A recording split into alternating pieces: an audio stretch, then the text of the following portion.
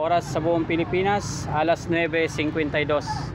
So nandito na tayo ngayon sa unang bayan ng lalawigan ng Bulacan, which is nadaanan na rin natin itong Bulacan. Pero itong San Miguel ay hindi natin ito nadaanan nung tayo ay umentry papunta ng norte. So ngayon ay Sabado, bukas Linggo, Lunes na tayo magpapatuloy sa ating biyahe papunta sa kanila kung saan matatagpuan ang walang kamatayang talapia. See you, Sir Romeo Katakutan.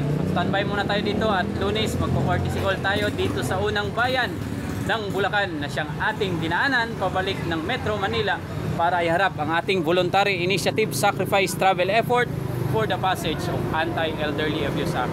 Maraming salamat po sa City of Gapan by the presence of Mayor Joy Pascual at sa bahagi po ng Cabanatuan City. Maraming salamat din at sa lahat-lahat ng bayan na hinintuan natin dyan sa Nueva Ecija na pang 40 provinces na ating nabisita. Ngayon ay umentry na tayo sa pang 26 ito na province na ating nabisita noong 2024. Pabalik na tayo.